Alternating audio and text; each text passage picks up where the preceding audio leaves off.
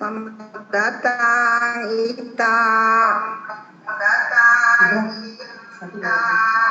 Mana?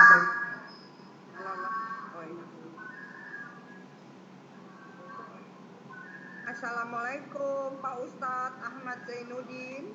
Waalaikumsalam warahmatullahi wabarakatuh, Ibu.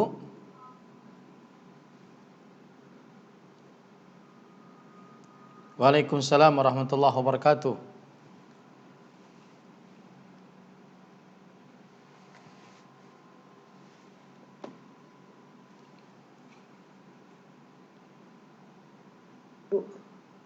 Apa kabar Pak Ustadz, sehat? Alhamdulillah baik, Ibu. Semoga seluruh peserta kajian juga dalam keadaan sehat walafiat. Amin ya rabbal alamin. Bu. Langsung mulai aja.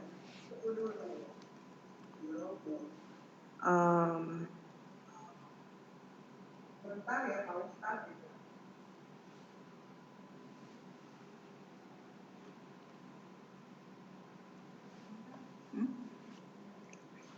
Udah pergi.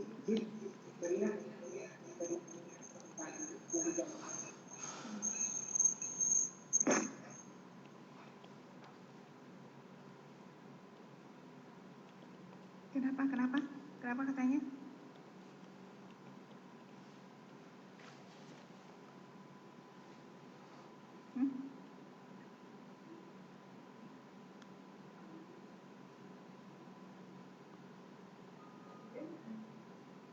Assalamualaikum Ustaz. Waalaikumsalam warahmatullahi wabarakatuh, Ibu. Sampai 13 lebih 5 menit Ustaz. Siap, Bu, insyaallah.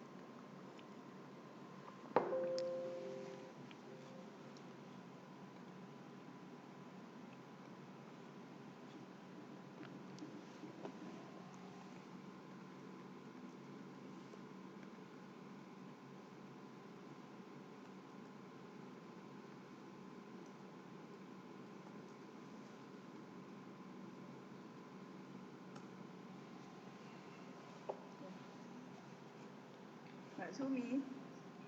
Assalamualaikum. Dimulai aja, Mbak. Tadi saya bilang 13 lebih 5 ya, tadi sampai 1 menit lagi mungkin ya. Satu juga lagi ini.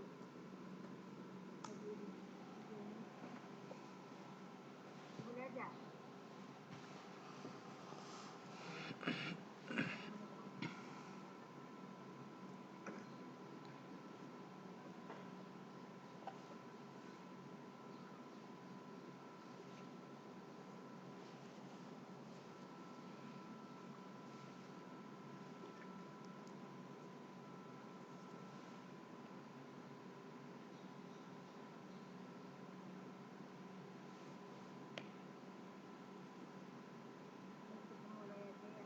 Assalamualaikum warahmatullahi wabarakatuh.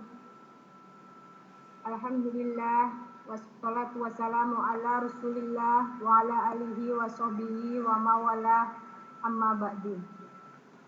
Yang saya hormati Ustadz Ahmad Zainuddin Al-Banjari, yang saya sayangi ibu-ibu Majelis Taklim Pertiwi Anisa, jazakumullah khair atas kehadirannya siang ini. Mudah-mudahan Allah memberkahi pertemuan hari ini. Amin ya rabbal alamin. Baik, saya bacakan agenda hari ini. Pertama, sambutan dari Ketua Taklim Pertiwi Anisa, Ibu Nana. Yang kedua, langsung kita masuk ke tema kajian kita yang akan disampaikan oleh Ustadz Ahmad Zainuddin Al-Banjari dengan tema tata cara beragama dengan benar. Selanjutnya, tanya jawab. Di sini akan dibatasi 5 pertanyaan. Habis itu kita foto bersama. Setelah itu ada pengumuman dari Ketua Pertiwi Anisa dan setelahnya kita tutup. Baik, kita langsung aja mendengarkan sepatah dua patah dari Ibu Nana sebagai Ketua Taklim Pertiwi Anisa. Kami persilakan. Assalamualaikum warahmatullahi wabarakatuh.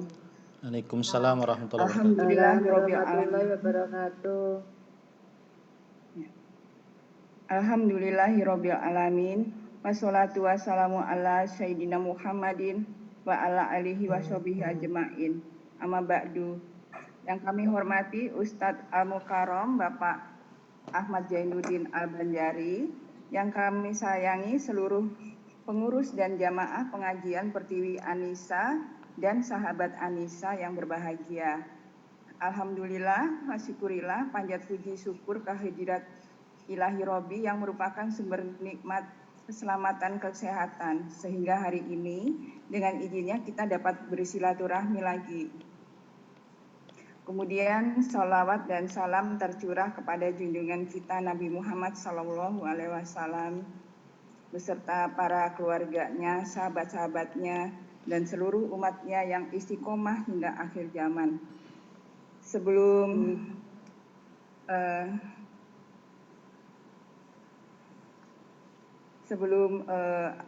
Bapak Ahmad Zainuddin Al-Banjari memberikan tausiah, saya dan seluruh pengurus pengajian Pertiwi Anisa menghaturkan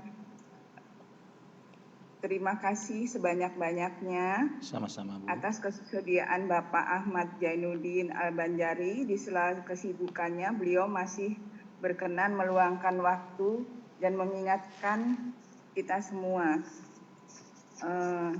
Tema hari ini adalah tata cara beragama dengan benar.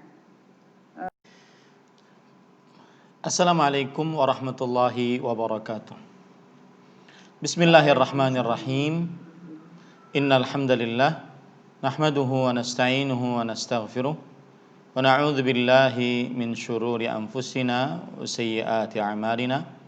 Man yahdihillahu fala mudilla lahu wa man yudlil fala hadiyalah. Wa ashhadu an la ilaha illallah wahdahu la syarika lah wa ashhadu anna Muhammadan abduhu wa rasuluh. Ya ayyuhalladzina amanu taqullaha haqqa tuqatih wa la tamutunna illa wa antum muslimun. Ya ayyuhan nasu taqu rabbakumul ladzi khalaqakum min nafsin wahidah wa khalaqa minha zawjaha wa batha minhuma rijalan katsiran wa nisaa'a wattaqullaha alladzi tasaaluna bihi wal arham innallaha kana 'alaikum raqiba. Ya ayyuhalladzina amanu taqullaha wa qulu qawlan sadida yuslih lakum a'malakum wa yaghfir lakum dhunubakum wa man yuti'illaha wa rasulahu faqad faza fawzan 'azima amma ba'd. Fa inna asdaqal hadits kitabullah wa ahsanul hadi hadi Muhammadin sallallahu alaihi wa ala alihi wasallam wa syarrul umuri muhdatsatuha wa kullu muhdatsatin bid'ah wa kullu bid'atin dhalalah wa kullu dhalalatin finnar. Alhamdulillah, kita bersyukur pada Allah Subhanahu wa taala pada hari ini, hari Selasa siang 17 Rabiul Awal 1442 Hijriah, kita dimudahkan oleh Allah sebuah tema dalam sebuah kajian Islam ilmiah, yaitu tata cara beragama yang benar. Salawat dan salam semoga selalu Allah berikan kepada Nabi kita Muhammad sallallahu alaihi wa ala alihi wasallam, pada keluarga beliau, para sahabat, serta orang-orang yang mengikuti beliau sampai hari kiamat kelak. Dengan nama-nama Allah yang husna dan sifat-sifatnya yang ulia, kita berdoa, Allahumma inna nas'aluka ilman nafi'an wa rizqan tayyiban wa amalan mutaqabbala. Wahai Allah, sesungguhnya kami mohon kepada Engkau ilmu yang bermanfaat, rezeki yang baik, dan amal yang diterima. Allahumma amin. Allahumma inna na'udzubika min ilmin la yanfa' wa min qalbin la yakhsha' wa min nafsin la tashba' wa min du'ain la yusma'. Wahai Allah, kami berlindung kepadamu dari ilmu yang tidak bermanfaat. Kami juga berlindung kepadamu dari hati yang tidak khusyuk. Kami berlindung kepadamu dari doa yang tidak dikabulkan. Dan kami berlindung kepadamu dari jiwa yang tidak pernah puas. Allahumma anfa'na bima 'allamtana wa 'allimna ma yanfa'una wa zidna ilma. Wahai Allah, berikanlah manfaat dari ilmu yang Engkau ajarkan kepada kami, dan ajarkanlah kepada kami ilmu yang bermanfaat, dan tambahkanlah kepada kami ilmu. Allahumma amin. Ahibati hafizakumullah, akhawatil muslimah hafizakunallah, saudari-saudariku muslimah, ibu-ibu Majelis Ta'lim Pertiwi Anisa yang saya muliakan, semoga Allah Subhanahu wa taala selalu menjaga kita. Pada kesempatan kali ini, pertama-tama saya ingin berterima kasih. Saya ucapkan jazakumullahu khairan. Semoga Allah Subhanahu wa taala membalas dengan pahala yang berlipat ganda atas undangan untuk mengisi pengajian di Majelis Ta'lim Pertiwi Anisa ini, yang semoga di dalam pengajian ini kita mendapatkan ilmu yang bermanfaat. Kemudian tema kita adalah tata cara beragama yang benar. Sebelum saya menyebutkan tata cara beragama yang benar, sebelum kita pelajari tata cara beragama yang benar, maka ada beberapa poin yang ingin saya sampaikan. Semoga ibu-ibu, saudari-saudari muslimah berkenan agar video yang ada di Zoom yang memperlihatkan wajah ibu-ibu, saudari-saudari muslimah, untuk dinonaktifkan. Jadi biar mendengar dan melihat saya saja. Adapun video ibu-ibu, maka mohon berkenan biar menonaktifkan videonya, sehingga biar saya lebih fokus untuk mengisi pengajian ini. Nah, kemudian yang kedua yang ingin saya sampaikan adalah bahwa tema tata cara beragama yang benar ini tema yang sangat penting, karena kita ini diciptakan oleh Allah Subhanahu wa taala dalam rangka beragama. Sebagaimana dalam surat Az-Zariyat ayat 56. Allah Subhanahu wa taala berfirman di dalam Al-Qur'an, "Wa ma khalaqtul jinna wal insa illa liya'budun." Tidaklah kuciptakan jin dan manusia kecuali untuk beribadah kepadaku. Di dalam ayat ini terdapat pelajaran bahwa tujuan khusus penciptaan jin dan manusia oleh Allah Subhanahu wa taala adalah untuk beribadah, dan ibadah adalah inti beragama. Ibadah adalah inti beragama. Makanya ketika mengangkat tema tata cara beragama yang benar, ini penting sekali, karena kita ini, saya, ibu-ibu, saudari-saudariku muslimah yang semoga selalu dijaga oleh Allah Subhanahu wa taala, diciptakan oleh Allah memang tujuannya untuk beragama, yang mana inti agama adalah ibadah kepada Allah Subhanahu wa taala. Dan Itu poin pertama. Poin kedua. Kemudian di sini kita harus cermati juga bahwasanya beragama berarti tidak boleh kita seasalnya, seenaknya, semaunya. Tetapi Allah Subhanahu wa taala menurunkan kitab-kitab suci, dan yang paling utama adalah Al-Qur'an sebagai petunjuk bagi manusia. Allah berfirman dalam surat Al-Baqarah ayat 2, Alif Lam Mim, dzalikal kitabu la raiba fihi hudal lil muttaqin. Alif Lam Mim, itulah Alkitab yang tidak ada keraguan di dalamnya. Yang tidak ada keraguan di dalamnya. Sebagai petunjuk bagi manusia. Dan sebagai hudan lil muttaqin, sebagai petunjuk bagi orang-orang yang bertakwa. Nah, Al-Quran sebagai petunjuk menunjuki bagaimana cara beragama kita, cara beribadah kita kepada Allah Subhanahu wa taala. Kemudian Allah Subhanahu wa taala mengutus para rasul alaihi wassalatu wassalam kepada manusia, terutama Nabi kita Muhammad sallallahu alaihi wa ala alihi wasallam.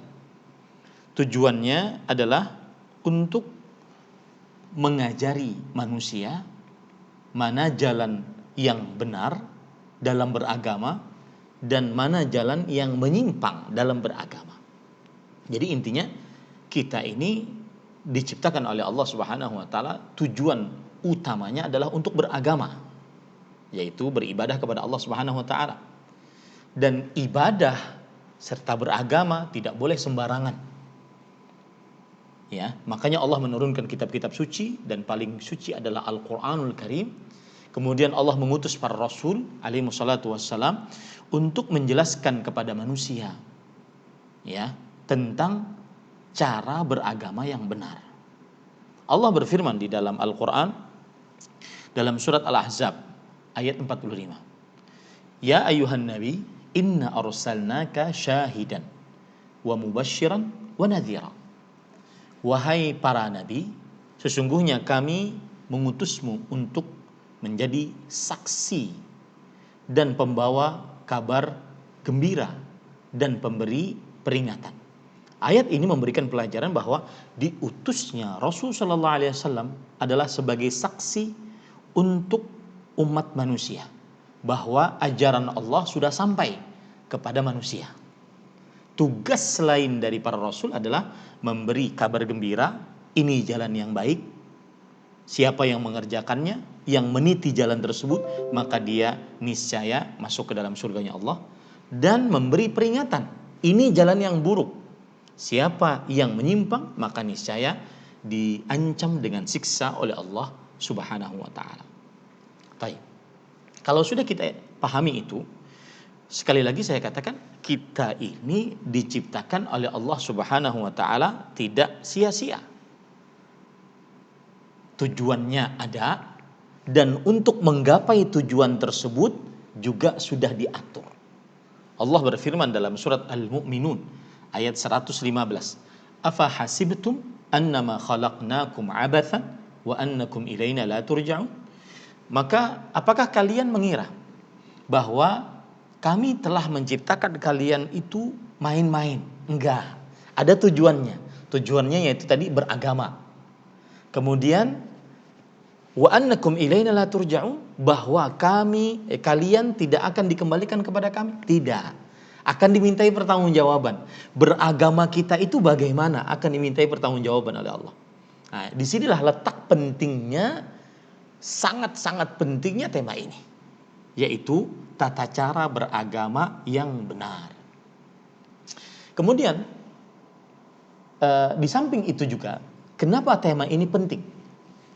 Karena kita ini sudah jauh dari zaman kenabian. Hampir 15 abad yang lalu Nabi Muhammad sallallahu alaihi wasallam wafat. Maka otomatis beragama yang diajarkan oleh Rasulullah SAW sudah mulai ada yang menggerogoti, ada yang menyimpang sana sini, ada yang menambahkan sana sini. Ya, sudah mulai itu. Karena di zaman sepeninggal Rasulullah SAW saja, yang mana masih ada para sahabat Nabi radhiyallahu anhu, mereka sudah melakukan beberapa penyimpangan di zamannya para tabi'in, apalagi sampai sekarang. Maka tema ini sangat penting karena kita wajib meyakini bahwa syaitan tidak akan berdiam diri. Dia akan menyimpangkan manusia dari jalan Allah yang benar. Itu pasti, ya. Dan itu sudah janji syaitan kepada manusia, kepada Allah Subhanahu wa taala. Syaitan berkata sebagaimana disebutkan oleh Allah Subhanahu wa taala dalam Al-Qur'an, qala rabbi anzirni ila yaumi yub'atsun. Wahai Rabbku, berikan aku umur panjang sampai hari kiamat. Qala innaka minal munzirin. Kata Allah Subhanahu wa taala, ya, engkau diberikan umur panjang. Untuk apa umur panjang? Kata iblis alaihi la'natullah, thumma la'atiyannahum min baini aydihim qala fabima aghwaytani la'aq'udanna lahum siratakal mustaqim. Wahai Allah, sebagaimana engkau telah mengeluarkan aku dari surga, mengatakan aku terkutuk, terlaknat, aku akan hadang hamba-hambamu dari jalanmu yang lurus. Nah, ini sudah janji iblis mengganggu manusia.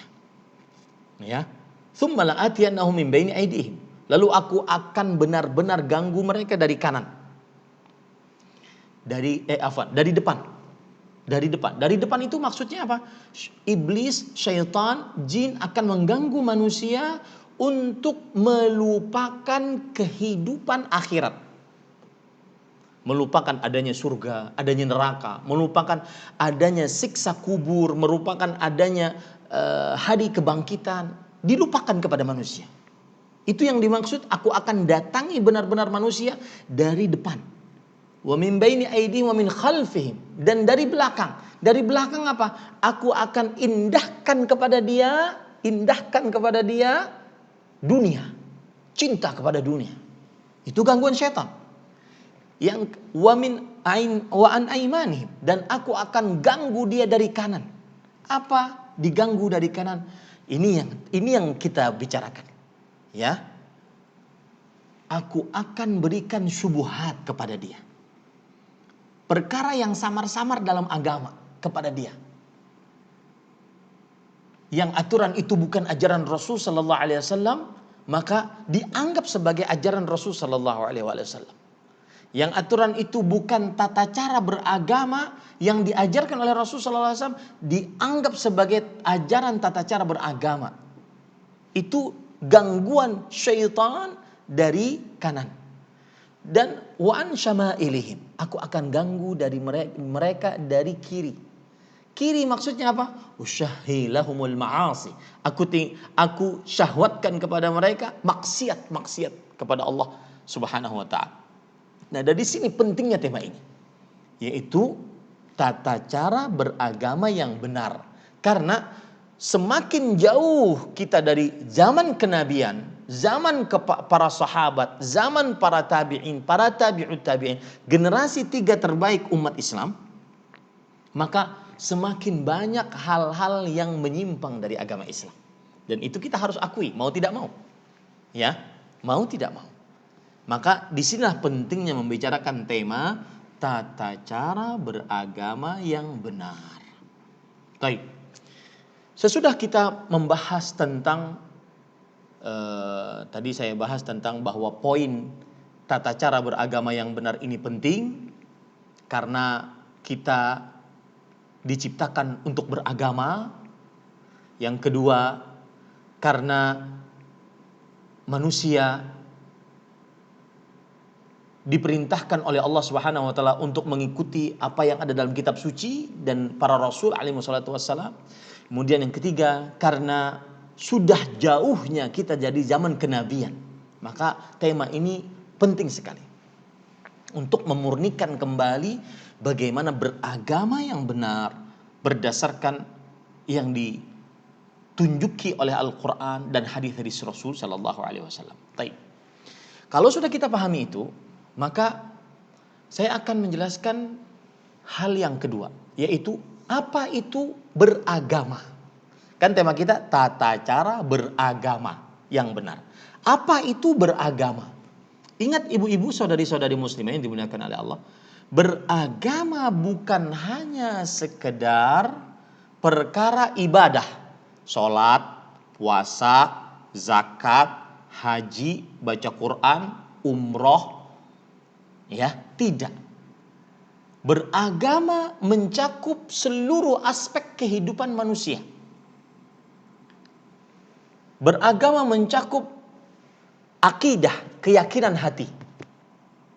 Bagaimana akidah kita terhadap Allah, terhadap para malaikat, terhadap kitab-kitab suci, terhadap para rasul, terhadap hari akhir, terhadap takdir baik dan buruknya.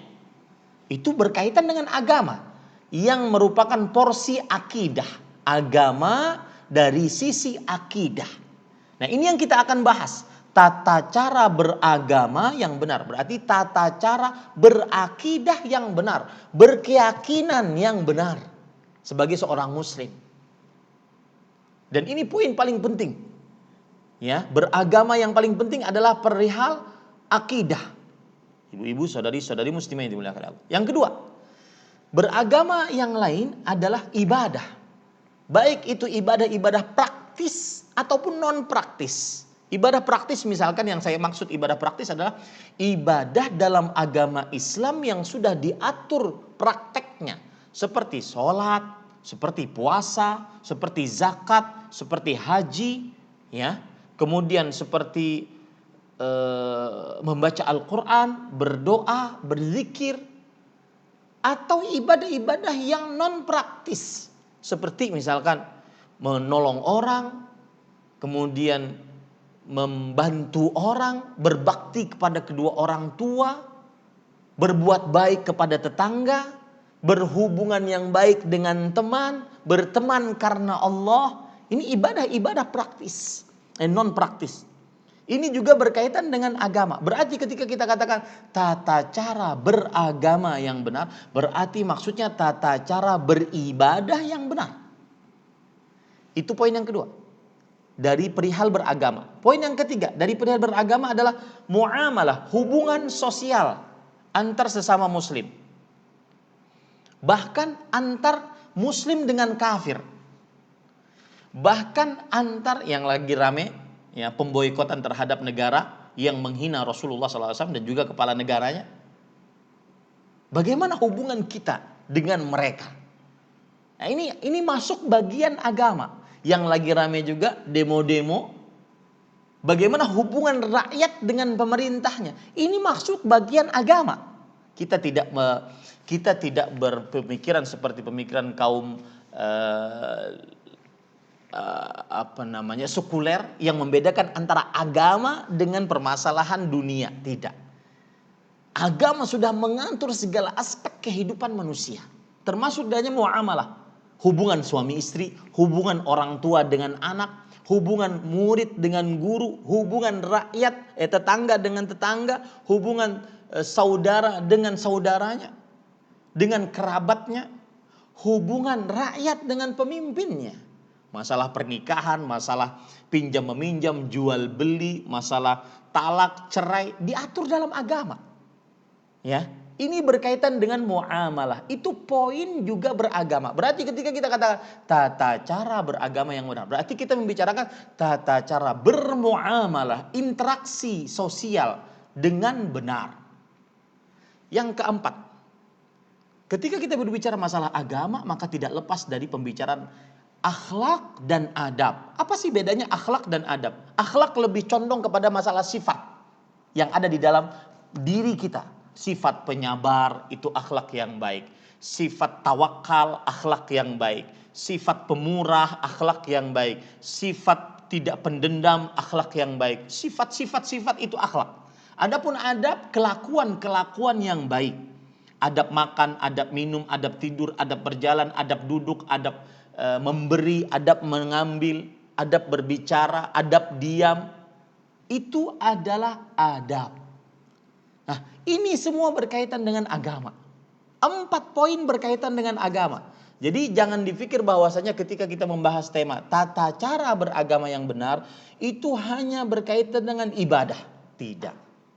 Karena beragama mencakup 4 aspek kehidupan manusia. Akidahnya, keyakinannya di dalam hati. Akidah itu artinya keyakinan, Bu.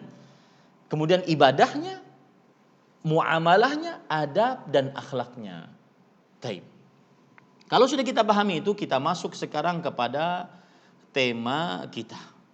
Bagaimana tata cara beragama yang benar.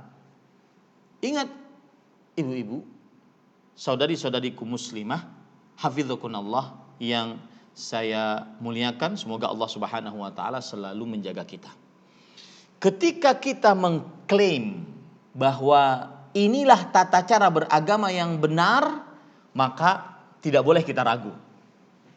Tidak boleh kita ragu.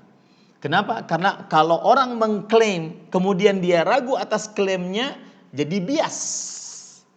Jadi bias pembicaraannya. Ya, jadi bias pembicaraannya. Maka kita harus yakin betul bahwasanya tata cara beragama yang akan disampaikan ini benar. Kenapa kita yakin benar? Karena berdasarkan dari Al-Quran dan hadis Rasul Sallallahu Alaihi Wasallam yang sahih dan dipahami oleh para sahabat Nabi radhiyallahu anhu. Ya, karena kebenaran absolut hanya ada pada Al-Quran, hanya ada pada hadis Rasul Sallallahu Alaihi Wasallam. Ya, yang dipahami oleh para sahabat Nabi radhiyallahu anhu. Kenapa harus dengan pemahaman para sahabat? Karena mereka lah yang paling paham bahasa Arab. Al-Quran dan hadis dengan berbahasa Arab. Yang kedua, karena mereka langsung belajar dengan Rasulullah Sallallahu Alaihi Wasallam. Yang ketiga, karena mereka diridhai oleh Allah Subhanahu wa taala. Tidak mungkin Allah meridhai suatu kaum kecuali kaum tersebut benar-benar mengamalkan beragama dengan benar. Nanti kita akan bahas itu. Taib. Ibu-ibu, saudari-saudari muslimah, jadi poin itu penting sekali. Harus yakin bahwa beragama ini benar. Tidak boleh kita ragu-ragu. Karena kalau ragu-ragu bias nantinya. Ah masa sih Ustadz? Ah masa sih Ustadz? Enggak. Harus benar-benar yakin bahwa inilah tata cara beragama yang benar. Kebenaran absolut hanya dari Al-Quran dan hadis Rasul Sallallahu Alaihi Wasallam. Adapun dari akal manusia, logika, perasaan, maka bisa berbeda-beda. Menurut saya, dinding yang di belakang ini, horden saya ini baik, bagus warnanya. Kalau saya pakai baju putih, kemudian di sana ada merah marun, jadi bagus. Taib. Tetapi sebagian ibu tidak, enggak Ustaz, ada yang lebih bagus ke warnanya mungkin ungu atau pinky-winky. Ya. Nah, itu menunjukkan bahwasanya akal manusia tidak bisa dijadikan standar kebenaran. Akal manusia fungsinya hanya sekedar memahami apa yang ada dalam Al-Quran dan hadis Rasulullah SAW lalu mengamalkan. Adapun mendebat Al-Quran, mendebat hadis Rasulullah SAW, maka tidak akan pernah mampu untuk bisa mengalahkannya. Baik. Saya akan sebutkan ibu-ibu, saudari-saudari muslimah, 3 pokok dasar beragama yang benar. Yang pertama, ta'dhimun nusus asy-syar'iyyah wal inqiyadu laha. Yang artinya mengagungkan dalil-dalil syariat dan tunduk patuh kepadanya. Saya ulangi, mengagungkan dalil-dalil syariat dan sungguh-sungguh patuh kepada dalil tersebut. Jadi ukurannya adalah dalil-dalil syar'i. Yaitu dalil-dalil syar'i Al-Quran, hadis yang sahih dan ijma'. Ini dalil-dalil yang sahih. Para ikhwah, ibu-ibu, saudari-saudari muslimah yang dimuliakan oleh Allah Subhanahu wa taala. Apa dalil yang menunjukkan hal ini? bahwa poin yang pertama adalah tata cara beragama yang benar, mengagungkan dalil syariat dan tunduk patuh kepada dalil tersebut. Benar-benar tunduk, benar-benar mengagungkan. Tidak hanya di lisan, tetapi dalam sifat kita, dalam diri kita, ataupun di dalam kelakuan kita. Ketika berhadapan dengan dalil, maka dia hanya mengucapkan sami'na wa ata'na. Kami mendengar, kami taat. Ya. Tidak seperti tapi kan enggak. Ada ayatnya memerintahkan maka tugas kita cuma sami'na. Oh, kami dengar itu ayat dia. Kami paham sudah. Kemudian wa ata'na, kami taati. Ya. Dalil yang menunjukkan akan hal ini bahwasanya beginilah tata cara beragama yang benar, yaitu mengagungkan dalil dari Al-Qur'an, hadis Rasul, dan tunduk patuh kepada dalil-dalil tersebut, yaitu surat An-Nur ayat 51-52.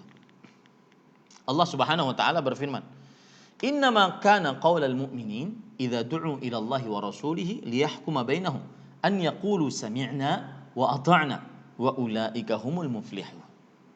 Wa man yuti'illaha wa rasulahu, tetangga, yaitu Malaysia. Kemudian saya di sini bekerja sudah sekitar 21 tahun. Walhamdulillah, sebagai perawat di sebuah rumah sakit ternama di Kerajaan Arab Saudi. Alhamdulillah, saya banyak mengumpulkan uang. Saya insya Allah ingin pulang bulan depan. Kenapa pulang, Bu? Karena saya ingin mengurus ibu. Di Malaysia mungkin saya tidak akan bekerja. Uang yang saya kumpulkan walhamdulillah sudah cukup, sangat cukup sekali. Pertanyaan saya satu, apakah saya tidak bekerja tetapi harta saya selalu sampai nisab setiap tahunnya, apakah setiap tahun itu juga saya wajib mengeluarkan zakat? Maka saya katakan iya, wajib. Selama seseorang mempunyai harta sampai nisab, meskipun itu harta yang terus diulang-ulang, maka tetap wajib dizakati. Dan ada hak milik orang miskin pada harta tersebut. Beliau langsung mengatakan, Ustadz, masa? Berarti Islam gak adil dong. Saya tidak bekerja, tidak ada penghasilan, tapi saya harus keluar 2,5% di setiap tahunnya. Maka kita katakan bahwasanya tugas seorang beriman mengagungkan dalil. Tugas seorang beriman memuliakan dalil dan mengatakan sami'na wa ata'na. Tidak mendebat. Begitulah hukum yang diturunkan oleh Allah Subhanahu wa taala. Ya, ini ibu-ibu, saudari-saudari muslimah. Ada lagi seorang pedagang berkata, Ustadz, apakah sholat berjamaah bagi laki-laki itu hukumnya wajib? Maka kita katakan, memang terjadi perbedaan pendapat di antara para ulama. Tetapi kita lebih condong kepada pendapat wajib. Berdasarkan bahwa orang buta tidak diizinkan untuk sholat di rumah. Padahal tidak ada penuntun tetap untuknya. Rumahnya lumayan jauh. Ada binatang buas dan juga pohon-pohon antara rumahnya dengan masjid. Ya. Tetapi karena masih mendengar suara azan, maka wajib untuk menghadirinya, kata Rasulullah SAW. Maka pada saat itu si yang bertanya ini rupanya pedagang. Wah Ustadz, kami dagang susah di pasar Ustadz. Kadang-kadang mengeluarkan barang untuk dipajang itu setengah jam. Kalau kami sholat berjamaah, maka kami masukkan lagi setengah jam lagi. Habis waktu kami. Kapan kami berdagang Ustadz? Kayaknya sholat berjamaah ini menyulitkan kita Ustadz. Iya. Lihat, tata cara beragama adalah mengagungkan dalil. Mengagungkan dalil. Dan cukup mengatakan sami'na wa ata'na. Lihat surat An-Nisa ayat 65. Allah Subhanahu wa taala berfirman, "Fala wa rabbika la yu'minun hatta yuhakkimuka fima shajara bainahum, thumma la yajidu fi anfusihim harajan mimma qadait wa yusallimu taslima." Tidak sekali-kali, demi Rabbmu, demi Allah, mereka tidak beriman. Orang-orang yang mengaku beriman dianggap tidak beriman sampai mereka menjadikan engkau wahai Muhammad sallallahu alaihi wasallam sebagai pemutus keputusan di dalam perkara yang mereka perselisihkan. Kemudian orang-orang beriman tersebut sesudah diputuskan sebuah keputusan, sudah ada syariatnya, maka mereka tidak mendapati keberatan di dalam diri mereka. Dan mereka terima dengan sebenar-benar penerimaan. Ya, dengan sebenar-benar penerimaan. Ini kejadian Bapak Ibu, ibu-ibu, saudari-saudari muslimah hafizakunallah. Kejadian betul di zaman Rasulullah sallallahu alaihi wasallam. Bagaimana mereka saat dalam keadaan sudah ada keputusan dari Allah dan Rasulnya, maka mereka tidak berani melanggarnya. Walaupun sulit. Mereka benar-benar sebenar-benarnya penerimaan. Saya beri contoh ya. Coba perhatikan baik-baik Bapak Ibu saudara-saudari. Dalam hadis riwayat Bukhari dari Abdullah bin Abi Aufa radhiyallahu anhu, bahwa beliau bercerita, asabatna maja'atun layaliya Khaybar. Ceritanya Nabi Muhammad SAW pada tahun ke-7 Hijriah beliau berperang ke Khaybar. Khaybar lumayan jauh dari kota Madinah. Waktu itu musim panas. Waktu itu juga dalam keadaan paceklik, sulit, kekeringan. Ya. Maka kemudian sampai di Khaybar, para sahabat kelaparan. Maja'ah itu bukan hanya sekedar hungry, lapar, tetapi benar-benar lapar. Falamma kana yaumu Khaybar waqa'na fil humuril ahliyah. Lalu pada saat itu kami bisa menangkap keledai piaraan. Keledai piaraan. Keledai piaraan, ya. Kalau mau tahu bentuknya begini. Keledai piaraan. Ini bentuk dari keledai piaraan. Ini salah satu keistimewaan di zaman sekarang kita belajar agama dan bisa kita lihat bentuknya ya, keledai piaraan. Lihat ini ibu-ibu, saudari-saudari muslimah, biar lebih bisa untuk menghayatinya. Ini keledai piaraan. Taib. Nah, kemudian setelah itu apa yang terjadi? Kita dapat keledai piaraan, disembelih. Fantaharnaha, kami sembelih, kami masak. Falamma ghallatil qudur, ketika sudah masak tinggal dibagi.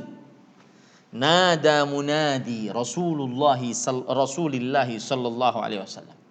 Ada seorang yang diutus oleh Rasulullah SAW untuk berseru, Atfi'u al-qudur fala tat'amu min luhumil humuri syai'an. Wahai kalian seluruhnya yang tadi sangat lapar sekali, makanan sudah ada, sudah siap, tidak boleh memakan sedikit pun dari daging keledai piaraan. Balikkan itu pancinya. Apa yang terjadi? Fa'akfa'naha. Apa kata para sahabat? Kami pun balik. Enggak ada, wahai Rasulullah kami lapar, wahai Rasulullah besok kan perang, ada musuh di depan, wahai Rasulullah bagaimana? Enggak ada. Enggak ada mencela-mencela. Cukup sami'na wa ata'na. Kami mendengar, kami taat. Pantas memang para sahabat mendapatkan gelar radhiyallahu anhum. Allah ridha kepada mereka. Pantas memang para sahabat dijanjikan oleh Allah surga. Allah berfirman, wa kullan wa'adallahul husna. Baik yang ikut perang Badar, yang masuk Islam sebelum penaklukan kota Mekah atau setelah penaklukan kota Mekah, selama mereka sahabat Rasulullah SAW, kami janjikan setiap orang dari mereka surga. Kenapa? Tata cara beragamanya yang benar. Apa tata cara beragama yang benar? Apabila sudah ada dalil Al-Quran, hadis, yang ada cuma sami'na wa ata'na. Nah ini poin yang pertama, ibu-ibu, saudari-saudari muslimah yang dimuliakan oleh Allah Subhanahu wa taala. Sekarang saya ingin bercerita beberapa cerita bagaimana para sahabat, para tabi'in, para tabi'ut tabi'in, para imam. Sahabat itu berarti orang yang melihat Nabi, beriman dan mati dalam keimanan. Tabi'in berarti orang yang melihat sahabat meninggal dan mati dalam keimanan, beriman dan mati dalam keimanan. Kemudian tabi'ut tabi'in, orang yang melihat tabi'in dan beriman dan mati dalam keimanan. Para imam yang saya maksud adalah Imam Abu Hanifah, Imam Malik, Imam Syafi'i, Imam Ahmad ibnu Hanbal. Baik, kita ambil beberapa cerita. Bagaimana dengan cerita-cerita ini akhirnya kita tahu mengagungkan dalil. Ya, mengagungkan dalil. Begitulah tata cara beragama yang benar. Di antaranya, ini berkaitan dengan perempuan terutama karena kajian ini kajian perempuan. Lihat hadis riwayat Muslim dari Abdullah bin Umar radhiyallahu anhuma, sahabat Nabi. Beliau bercerita, sami'tu Rasulullah sallallahu alaihi wasallam yaqul, la tamna'u nisa'akumul masajida idza sta'dhannakum ilaiha. Kata Abdullah bin Umar radhiyallahu anhuma, sahabat Rasul sallallahu alaihi wasallam, aku telah mendengar Rasul sallallahu alaihi wasallam bersabda, wahai para suami, jangan kalian larang istri-istri kalian untuk pergi ke masjid-masjid Allah untuk sholat berjamaah jika mereka minta izin kepada kalian. Jangan kalian larang jika mereka minta izin kepada kalian. Ahibati, akhawatil muslimah, ibu-ibu saudari-saudari muslimah yang dimuliakan oleh Allah Subhanahu wa taala. Abdullah bin Umar mempunyai anak namanya Bilal. Bilal bin Abdullah bin Umar. Bilal mengatakan ketika bapaknya meriwayatkan hadis seperti itu, jangan dilarang istri jika ingin pergi ke masjid. Maka Bilal sang anak mengatakan, wallahi lanamna'ahun. Demi Allah, sungguh kami akan larang istri-istri kami pergi ke masjid. Hadisnya menyuruh jangan dilarang, sedangkan Bilal, anak si perawi hadis ini mengatakan, demi Allah kami akan larang. Bertentangan kan? Dan Bilal rahimahullah ketika melarang tersebut bukan untuk menentang hadis, bukan. Tetapi karena ghirah, karena rasa cemburu yang dimiliki oleh suami. Jangan keluar rumah. Dan ini dibandingkan dengan suami-suami zaman sekarang, zaman tok-tok, yang memvideo istrinya joget, ditonton jutaan orang, bahkan dengan itu dia dapat uang. Ini kan menjual istri namanya dengan aplikasi tok-tok. Ini ibu-ibu saudari-saudari muslimah, dia biarkan anak perempuannya, istrinya untuk bergoyang ria di hadapan laki-laki, ditonton oleh jutaan laki-laki. Lihat, Bilal melarang istrinya karena ingin menjaga istrinya agar tidak terlalu banyak dilihat oleh laki-laki. Tetapi yang jadi masalah, perkataan Bilal ini bertentangan dengan hadis Rasul. Apa yang terjadi? Fa'aqbala alaihi Abdullah ibnu Umar fasabbahu sabban sayyi'an ma sami'tuhu sabbahu mithlahu qad. Datanglah sang bapak yang meriwayatkan hadis. Sang bapak yang meriwayatkan hadis. Kamukah yang mengatakan ini? Rasulullah SAW bersabda jangan dilarang, kamu malah melarang. Dicaci maki habis anaknya karena bertentangan dengan hadis Rasul. Karena ingin mengagungkan hadis Rasul sallallahu alaihi wasallam. Kata perawi, aku tidak pernah melihat sang bapak Abdullah bin Umar radhiyallahu anhuma mencaci seseorang seperti ini. Begitu para sahabat mengagungkan dalil. Ini ibu-ibu, saudari-saudari muslimah yang dimuliakan oleh Allah Subhanahu wa taala. Lihat kisah yang lain. Bagaimana mengagungkan dalil. Ini juga berkaitan dengan perempuan. Hadis riwayat Imam Muslim dari Abu Qatadah radhiyallahu rahimahullah. Kunna 'inda Imran bin Husain fi rahtin minna. Kita pernah berduduk bermajlis dengan Imran bin Husain radhiyallahu anhu. Imran bin Husain ini adalah sahabat Rasulullah sallallahu alaihi wasallam. Wa fina Bushair bin Ka'ab. Di tengah-tengah kita itu ada seorang yang bernama Bushair bin Ka'ab. Bushair bin Ka'ab ini sering menentang sunnah Rasul sallallahu alaihi wasallam. Ya. Dikatakan seperti itu. Bushair bin Ka'ab sering. Bushair bin Ka'ab. Kemudian Imran bin Husain meriwayatkan hadis. Lihat hadisnya. Afwan, saya tarik perkataan saya. Bushair bin Ka'ab bukan sering, tetapi beliau hadir di majelis tersebut. Imran bin Husain menyebutkan hadis. Beliau katakan, qala Rasulullah sallallahu alaihi wasallam.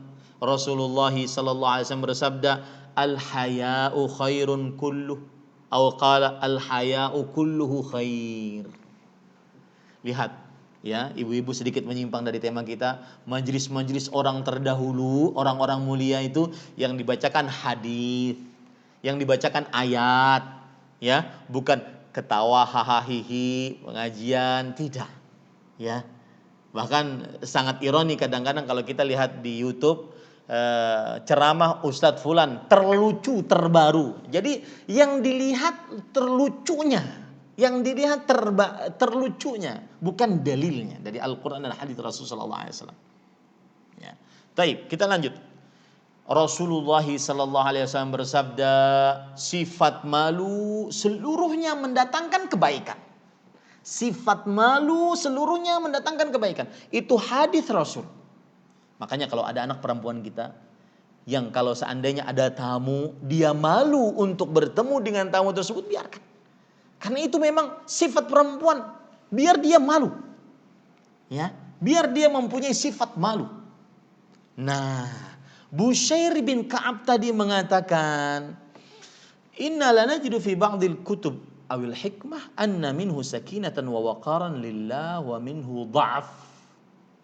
Oh, benar memang sifat malu itu baik, kata Bushair. Cuma ada sedikit lemahnya. Nah, sifat malu ada sedikit lemahnya, begitu. Padahal kan Rasulullah SAW bersabda, sifat malu seluruhnya baik.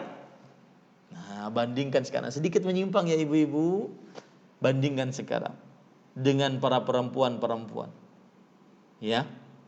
Diberikan wajah yang cantik, makanya saya katakan tadi mohon maaf agar ditutup videonya. Diberikan wajah yang cantik, bukan malah dijaga, mempunyai sifat malu, tidak diberikan kecuali hanya kepada suaminya yang sah, tetapi ini diumbar sana sana. Bukan hanya wajah, seluruh tubuhnya.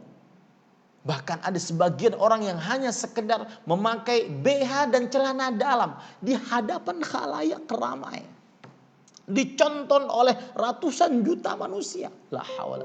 Dan yang ironinya, suaminya yang memotongnya. La haula wala quwata illa billah. Bandingkan dengan hadis Rasul, al-haya khairun kulluh. Sifat malu seluruhnya baik. Saya pernah satu pesawat dengan seorang perempuan. Saya duduk di lorong gitu ya. Biasanya saya duduk di jendela, ini kebetulan saya dapat di lorong. Kemudian datanglah perempuan. Memang kalau Ustadz, mohon maaf saya jilbabnya masih pendek, Ustadz. Oh, mudah-mudahan setelah ini lebih panjang lebih baik, Bu. Saya sebenarnya ingin lebih panjang agar lebih tertutup, Ustadz. Cuma, ini perhatikan. Suatu saat saya makan di rumah makan bersama suami saya. Kemudian di pojokan sana ada perempuan-perempuan, sebagian bercadar, sebagian berjilbab lebar, bergamis panjang, tetapi ngobrolnya wah hahaha hihihi sampai orang malu melihatnya. Sang suami mengatakan kepada istrinya, kalau kamu ingin seperti mereka pakaiannya, tetapi kelakuannya seperti itu, saya tidak akan izinkan. Lihat, al-haya kulluhu khair. Sifat malu seluruhnya baik. Ini ibu-ibu, saudari-saudari muslimah, dan khusus untuk berdandan di hadapan laki-laki yang bukan mahram, terutama kita di zaman media sosial sekarang. Ibu-ibu sekarang ini ya, yang mengikuti kajian ini di Majelis Taklim Pertiwi Anisa ini, ibu-ibu ikuti kajian. Sangat baik. Tapi mohon coba lihat anak-anak perempuan kita. Apa yang mereka kerjakan? Dengan media sosial mereka. Apakah kita rela dia bergoyang, memperlihatkan lekukan tubuhnya, bahkan membuka auratnya, sedangkan kita sekarang mengkaji ayat-ayat Quran? Subhanallah. Ya, maka al-haya kullu khair. Nah, Bushair bin Ka'ab mengatakan, tapi di dalam sifat malu itu ada kelemahan. Apa yang terjadi? Faghadhiba Imran hatta marrat ainah. Maka Imran radhiyallahu anhu marah sampai memerah matanya. Kemudian beliau mengatakan, la arani uhaddithuka an Rasulillah wa tu'aridhu fihi. Aku tidak ingin engkau menentang hadis Rasulullah SAW. Aku tidak ingin engkau menentang hadis Rasul. Begitu pengangguran terhadap dalil. Kalau sudah ada dalil, pegang kuat-kuat. Karena dengan itu kita selamat. Ya, wa'tasimu bihablillahi jami'an. Berpegang teguhlah dengan tali Allah seluruhnya, yaitu Al-Quran dan hadis Rasul sallallahu alaihi wa ala alihi wasallam. Contoh yang lain, cerita yang lain, ibu-ibu, saudari-saudari muslimah yang dimuliakan oleh Allah, bagaimana mereka mengagungkan dalil. Saya beri contoh, sebelum saya beri contoh,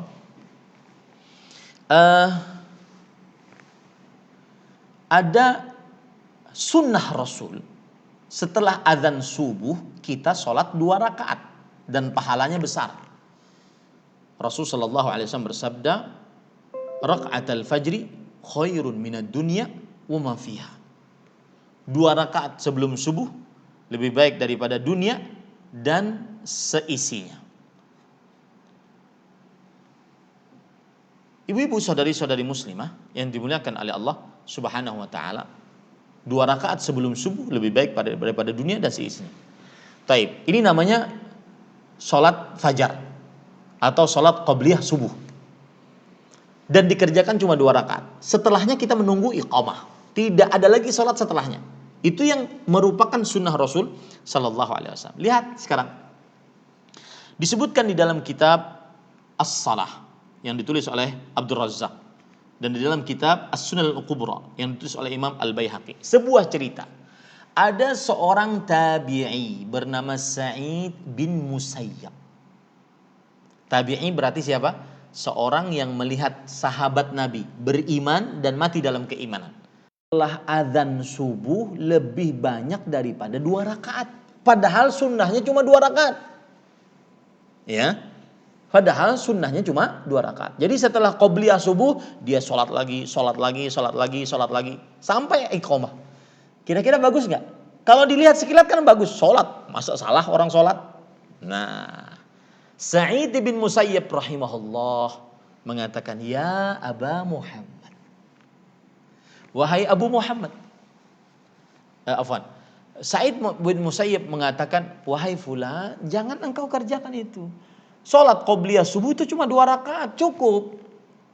Tunggu, setelah itu tunggu sampai iqamah. Orang yang dilarang ini mengatakan, wahai Abu Muhammad, yu'adzibunillahu ala salah.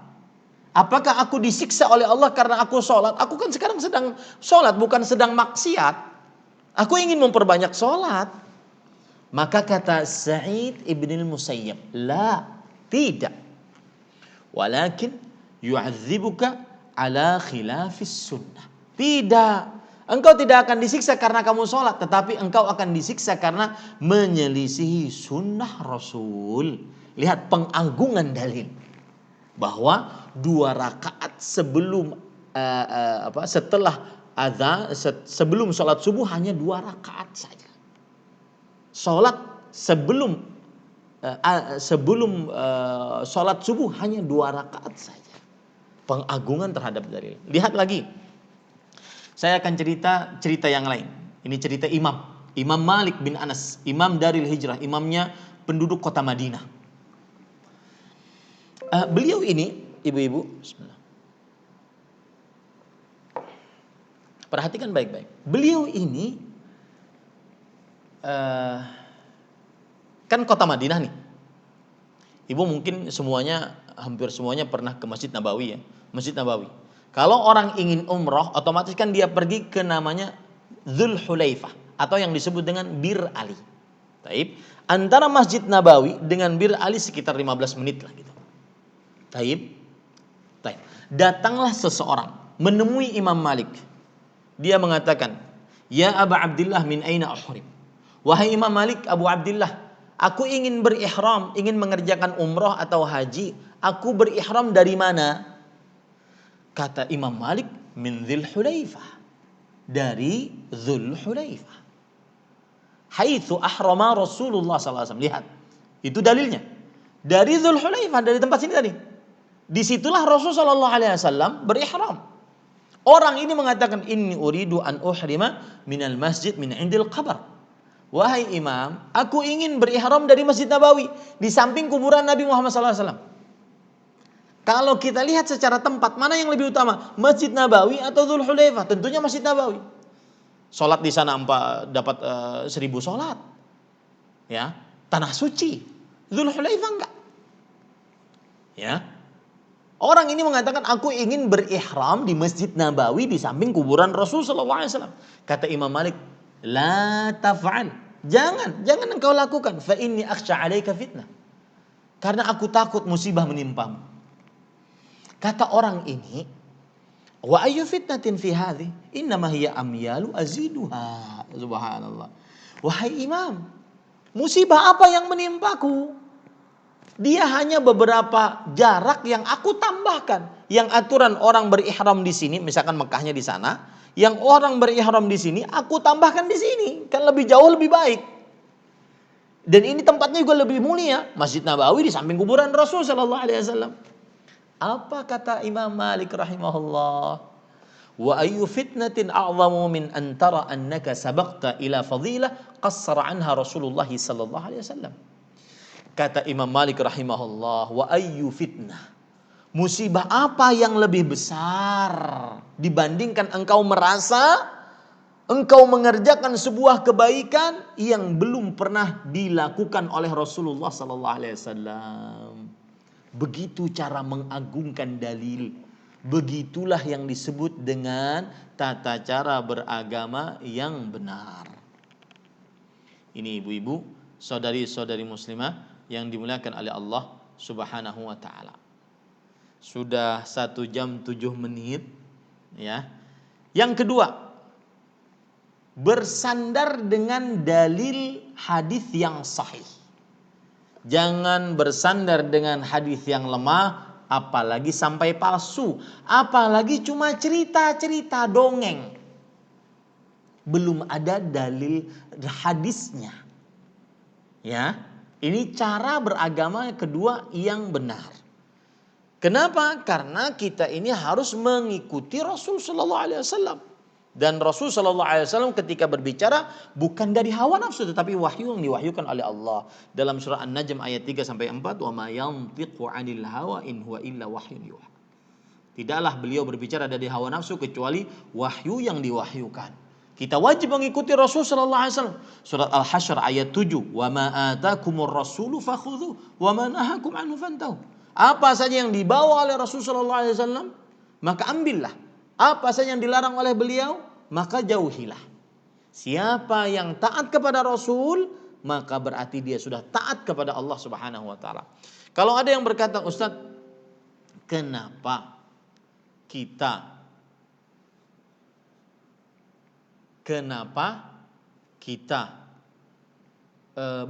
bersandar hanya kepada hadis yang sahih saja?" Maka jawabannya, ibu-ibu saudari-saudari muslimah yang dimuliakan oleh Allah Subhanahu wa taala, karena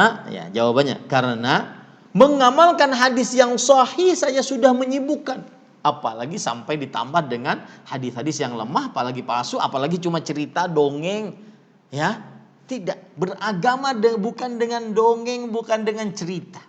Beragama dengan hadis-hadis yang sahih.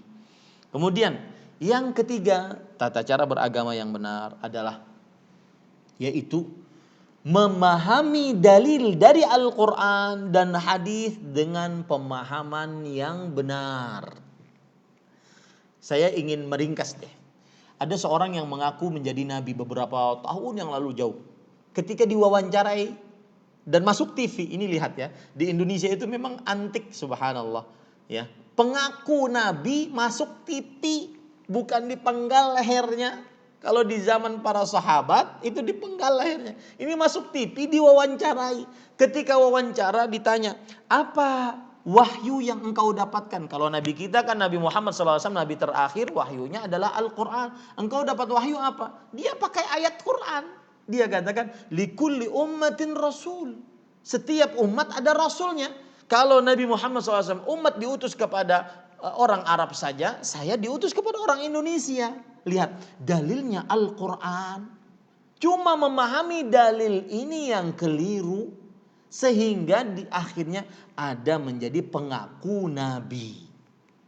Ya, menjadi pengaku nabi. Maka berarti bukan dalilnya yang salah, dalilnya sudah diagungkan, dalilnya sudah benar, tetapi pemahaman terhadap dalilnya yang bermasalah. Nah, ini ibu-ibu, saudari-saudari muslimah. Taib, pemahaman siapa yang terbenar? Sudah saya sebutkan tadi. Para sahabat, para sahabat Nabi. Kenapa? Karena satu, mereka orang-orang yang diridhai oleh Allah. Surat At-Taubah ayat 100, silahkan cek. Yang kedua, mereka orang-orang yang dipuji oleh Allah dan Rasulullah sallallahu alaihi wasallam. Silahkan cek surat At-Taubah, surat Al-Fatah ayat 29. Yang ketiga, mereka orang yang dijamin surga oleh Allah Subhanahu wa taala. Silahkan cek dalam surat An-Nisa. Allah Subhanahu wa taala berfirman, "Wa kullan wa'adallahul husna." Dan setiap dari mereka dijanjikan surga.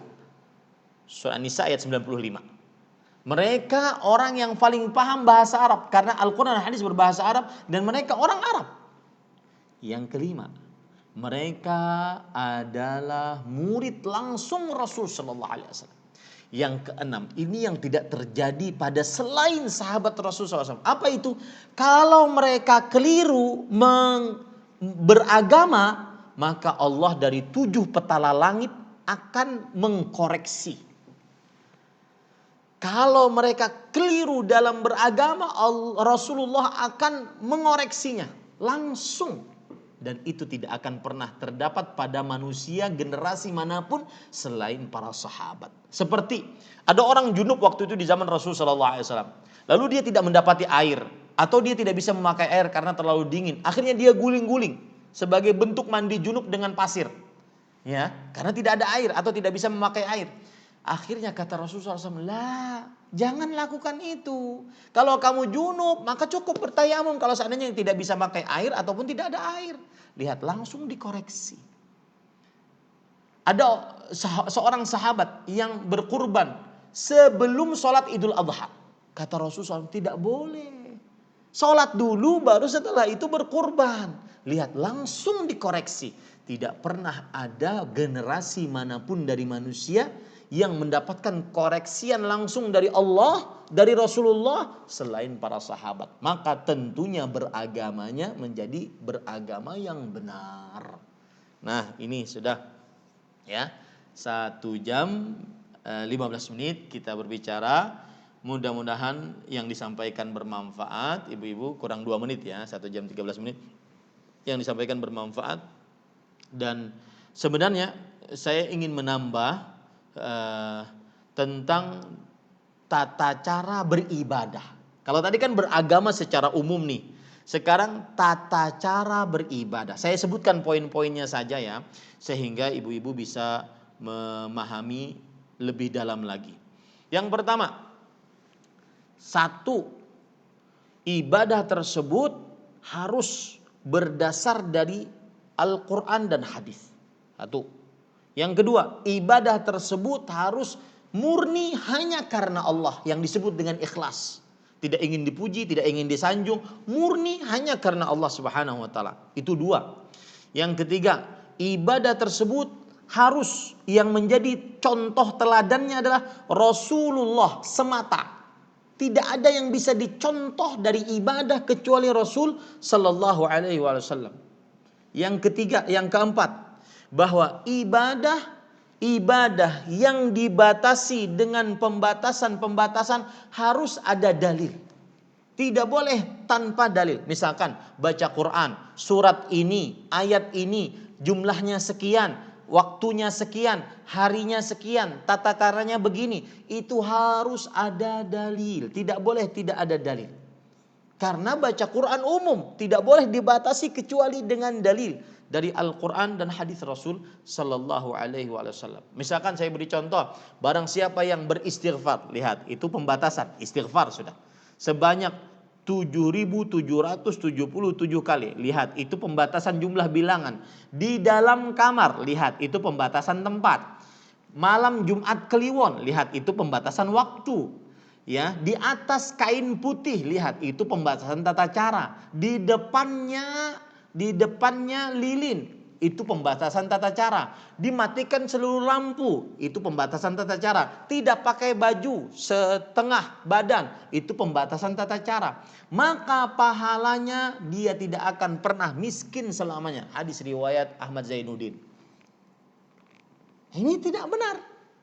Pembatasan-pembatasan harus ada dalilnya. Yang kelima, ibu-ibu, saudari-saudari muslimah, ibadah harus dibangun di atas rasa cinta. Kita salat karena kita mencintai Allah, kita baca Quran karena kita mencintai Allah Subhanahu wa taala. Yang keenam, ya, tata cara beribadah yang benar, ibadah tidak akan gugur kewajibannya sampai mati. Kalau ada ustadz, kiai, tuan guru, atau siapapun tokoh agama yang mengajari boleh tidak sholat karena sudah sampai kepada derajat hakikat ma'rifat, maka pasti keliru. Kenapa? Karena ibadah, Allah berfirman dalam surat Al-Hijr ayat 99, wa'bud rabbaka hatta ya'tiyakal yaqin. Beribadahlah kepada Rabbmu sampai datang kematian. Itu 6 tata cara beribadah. Secara ringkas saya sebutkan karena waktu. Yang pertama, harus datang ibadah tersebut harus syariatnya dari Allah, tidak boleh dibuat-buat. Yang kedua, yaitu ibadah tersebut harus ikhlas, hanya ingin dapat ridho Allah, bukan dilihat manusia, dipuji manusia, disanjung, dikasih hadiah, bukan. Yang ketiga, yaitu harus yang dijadikan suri tauladan dalam ibadah hanya Rasulullah Sallallahu Alaihi Wasallam. Yang keempat, ibadah tidak boleh dibatasi dengan waktu, tempat, jumlah bilangan, tata cara, sifat, sebab, kecuali dengan dalil. Ya, pembacaan surat ini saya pernah dulu bertemu dengan salah seorang tokoh bangsa yang sudah meninggal. Beliau sangat jenius sekali. Beliau mengatakan, waktu itu terjadi diskusi. Kata beliau, saya selama ini mengamalkan surat ini, ayat ini untuk mengobati keluarga saya. Maka saya katakan, mohon maaf Pak, dalilnya mana? Ketika menentukan dalil pengkhususan tertentu, maka perlu dalil. Tidak bisa kita batasi waktu, tempat, jumlah bilangan, tata cara, sifat, dan sebab. 6 pembatasan kecuali ketika ada dalil. Kemudian yang kelima, yaitu harus dibangun di atas rasa cinta, bukan karena terpaksa. Ya. Yang keenam, yaitu ibadah tidak boleh gugur kewajibannya. Tidak ada yang gugur kewajiban sholat selama dia muslim, balik, berakal, selain wanita yang haid dan nifas. Ya, meskipun derajatnya sudah tinggi. Lawang Nabi Muhammad SAW saja sampai akhir hayat beliau mengingatkan kita tentang sholat. Nah, alhamdulillah ibu-ibu, 1 jam 20 menit kita berbicara tentang tata cara beragama, dan saya tambahkan tadi beribadah yang benar. Wallahu a'lam. Silahkan ibu jika ada yang ingin ditanyakan. Nah, Silakan ibu-ibu bagi yang akan bertanya langsung unmute saja atau menulis di chat Zoom kita hari ini. Assalamualaikum Ustaz. Waalaikumsalam warahmatullahi wabarakatuh. Ya Bu. boleh menanya di luar tema? Silahkan Ibu, nggak apa-apa. Pengetahuan saya tingkatan surga seseorang berdasarkan hafalan. Jika kita tidak memiliki kemampuan untuk menghafal Al-Quran, apakah dengan menyumbang kepada hafiz Quran dapat meningkatkan tingkatan derajat surga kita, Ustaz? Bagus pertanyaannya Bu. Jazakumullah khair Bu atas pertanyaannya. Bagus pertanyaannya. Para ulama mempunyai kaedah diambilkan dari hadis Rasul, al-mutasabbib kal mubashir. Orang yang menyebabkan sesuatu itu terjadi, dia seperti pelaku langsung.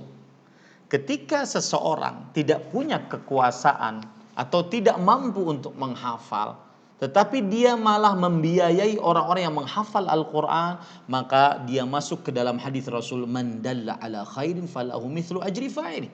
Siapa yang menunjukkan kepada suatu kebaikan, maka baginya pahala seperti orang yang melakukan kebaikan tersebut. Maka ini salah satu istimewanya orang yang diluaskan rezekinya oleh Allah Subhanallah. Saya ini luar biasa ya.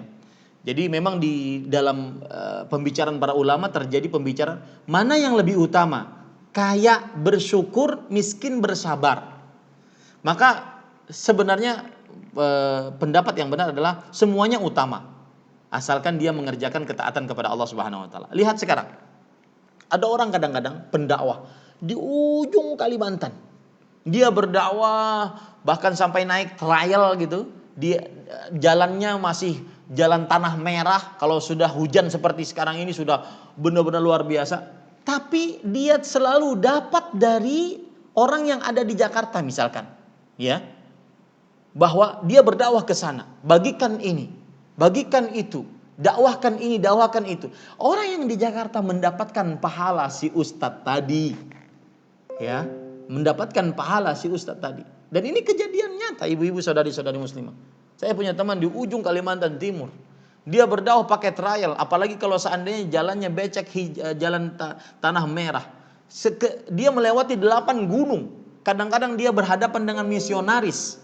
Ya, kemudian setelah itu disampai di sana dia bukan ceramah seperti saya sekarang ini, enggak, cuma ngajarin Iqra, ibu, Iqra agar bisa baca Quran. Ternyata yang diajari siapa, Bu? Wanita-wanita pekerja seks komersial. Taunya si ustadz dari mana? Ketika asik-asik ngajar, maka murid-muridnya mengatakan, Ustadz mohon maaf ya, saya ada tamu nih. Tamu apa, Bu? Tamu, saya ingin menemani tamu dulu. Pekerja seks komersial. Lihat, donatur yang membiayai si ustadz ini dengan segala macam pembiayaan yang diberikan, maka mereka dapat pahalanya. Subhanallah. Si ustadz mempertaruhkan nyawa, mempertaruhkan keluarga, tetapi yang mendonaturi dapat pahala. Man dalla ala khair falahu mithlu ajri fa'ili. Siapa yang menunjukkan kepada kebaikan, maka dia mendapatkan pahala dari kebaikan, pelaku kebaikan tersebut. Wallahu a'lam. Naam.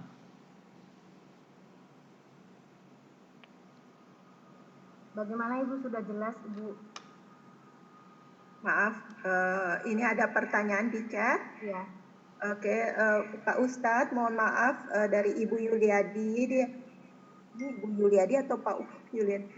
Ibu Yuli, mohon maaf Ustadz, boleh diulang ibadah yang benar tadi. Ya. Lalu pertanyaan kedua dari mungkin Ibu Radit. Assalamualaikum warahmatullahi wabarakatuh, Ustadz. Bagaimana hukumnya tentang perayaan Maulid dan undangan di masjid mengadakan Maulid? Kalau tidak datang, apa boleh memberi nasi atau buah untuk perayaan tersebut? Jazakallahu khair, barakallahu fikum. Ya. Terima kasih Pak Ustadz. Barakallahu fiik, jazakallahu khairan Ibu atas pertanyaannya. Maka jawabannya memperingati hari kelahiran Rasul sallallahu alaihi wasallam. Maka coba kita perhatikan sejarah Rasul sallallahu alaihi wasallam. Ketika beliau masih hidup menjadi nabi dan rasul selama 23 tahun. Belum ada satu riwayat pun dari Rasul sallallahu alaihi wasallam mengajak para sahabatnya untuk berkumpul-kumpul di setiap tanggal 12 Rabiul Awal atau di setiap bulan, dan tidak ada manusia generasi yang lebih mencintai para Nabi Muhammad sallallahu alaihi wasallam dibandingkan para sahabat radhiyallahu. Mereka berani mengorbankan nyawa, harta dan segala mereka yang mereka miliki demi Rasulullah sallallahu alaihi wasallam. Mereka berani, mereka saking cintanya kepada Rasul sallallahu alaihi wasallam, kadang-kadang Jabir bin Abdullah ditanya, "Bagaimana engkau bisa enggak mensifati wajah Rasul sallallahu alaihi wasallam?" Kata beliau, "Lau su'iltu an asifahu ma ataqtu lianna ainaya lam tamla." Artinya kalau seandainya aku ditanya bagaimana sifat Rasul sallallahu alaihi wasallam, aku tidak sanggup untuk mensifati.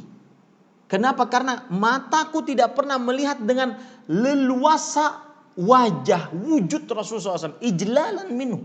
Karena saking memuliakannya para sahabat Nabi radhiyallahu anhu. Dengan begitu luar biasa kecintaannya Abu Bakar, Umar, Uthman, Ali bin Abi Thalib radhiyallahu anhum, dan 10 sahabat kaum muhajirin, kaum ansar, ya, 10 sahabat yang dijamin oleh Rasul oleh Allah Subhanahu wa taala untuk masuk surga, belum ada satu pun yang meriwayatkan mereka berkumpul-kumpul untuk memperingati hari kelahiran Rasulullah SAW.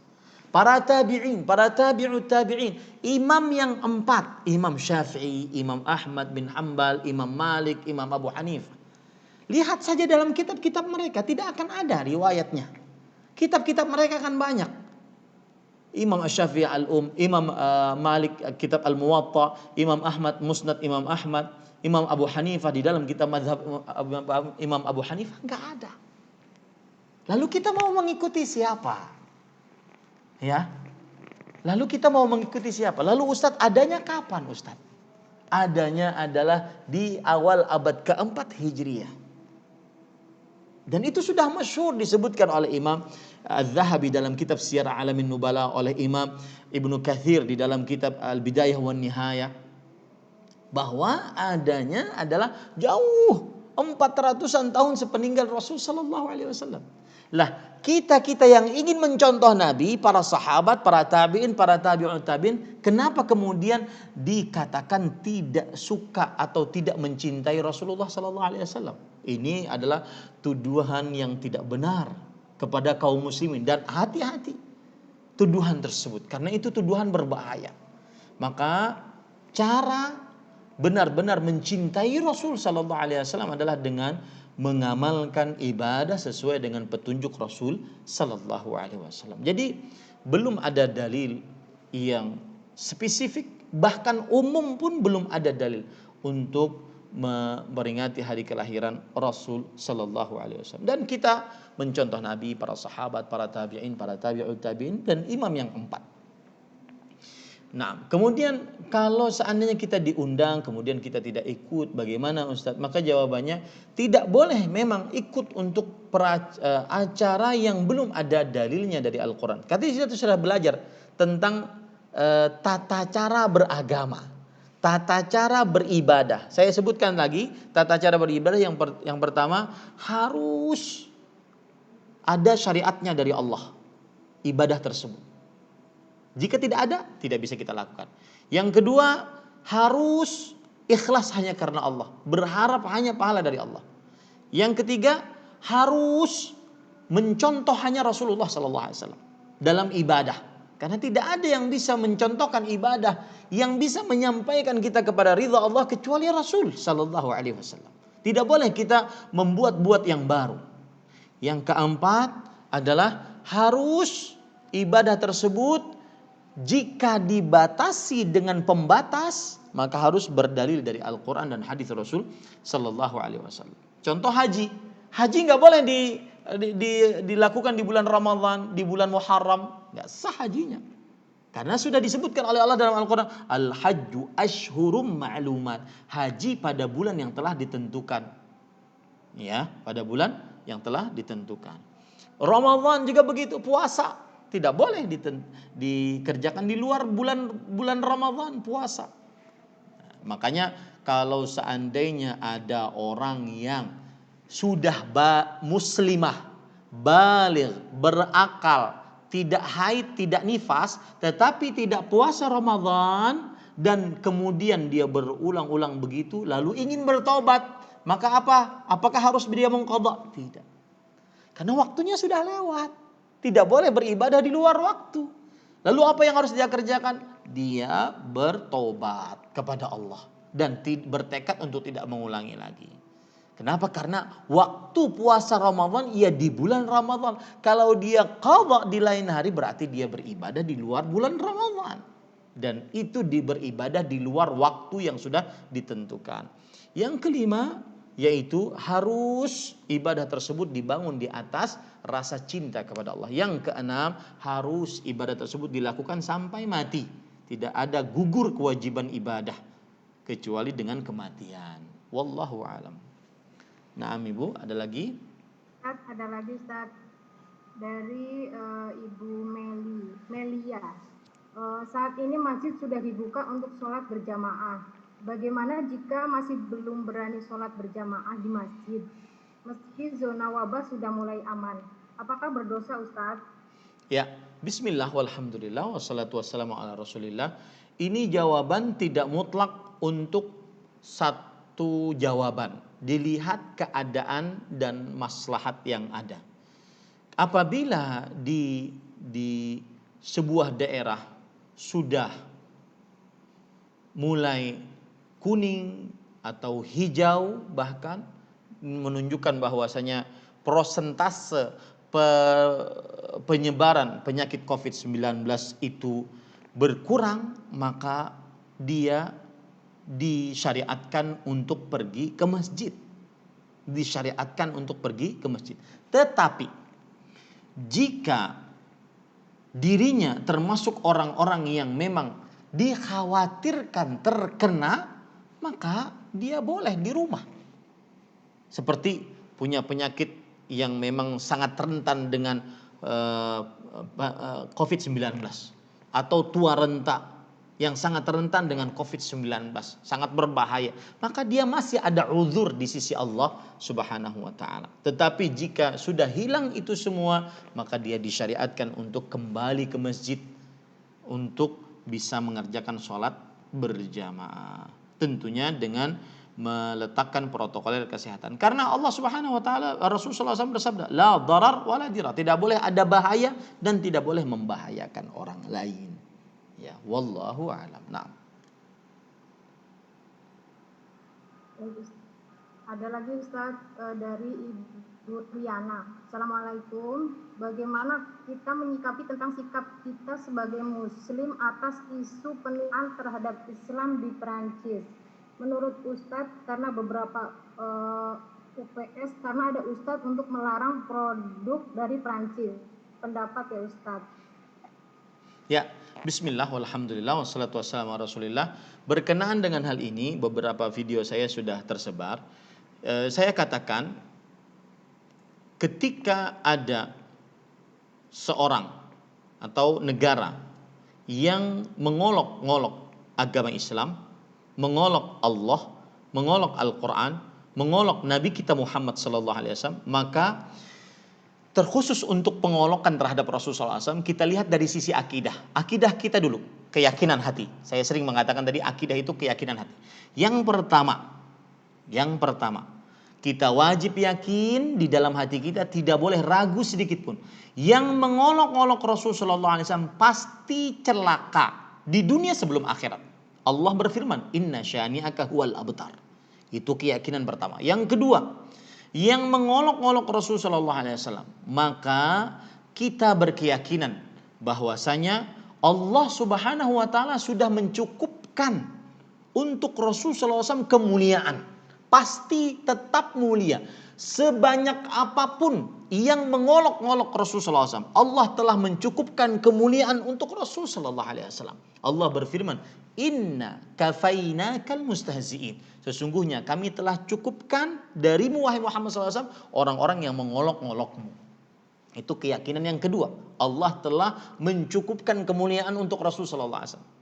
Yang ketiga, kita harus meyakini menjadi akidah kita bahwasanya Allah Subhanahu wa taala telah meninggikan derajat Rasulullah SAW. Seberapa apapun yang diolok-olokkan kepada beliau, Allah telah meninggikan derajat penyebutan nama Rasulullah SAW.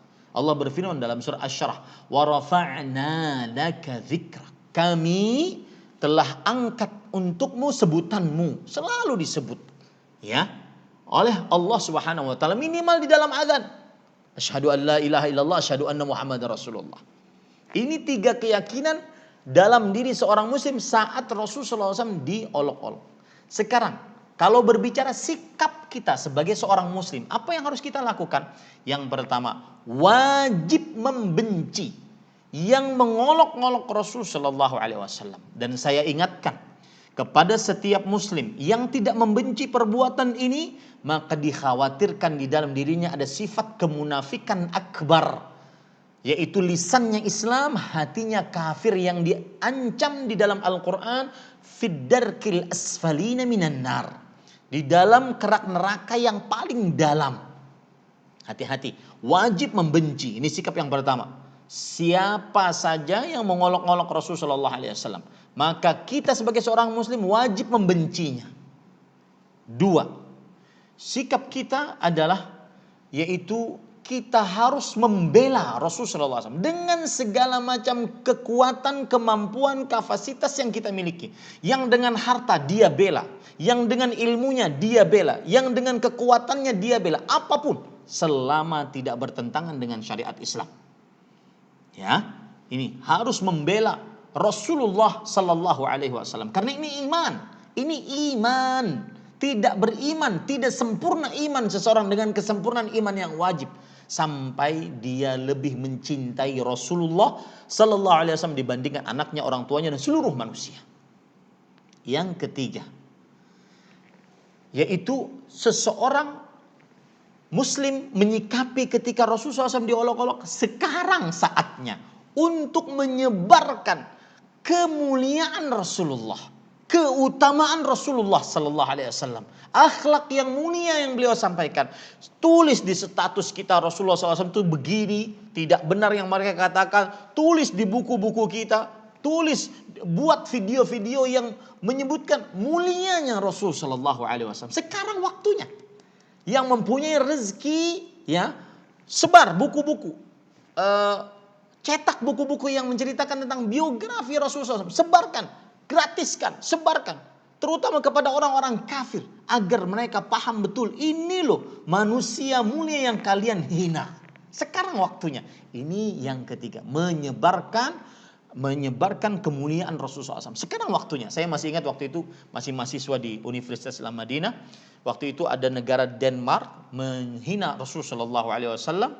Maka kemudian yang menarik di Arab Saudi waktu itu membuat banyak LSM yang mempunyai pekerjaan menyebarkan sunnah Rasul, menyebarkan kemuliaan Rasul, menyebarkan akhlak mulia Rasul. Dicetaklah buku, dibuatlah poster, di macam-macam.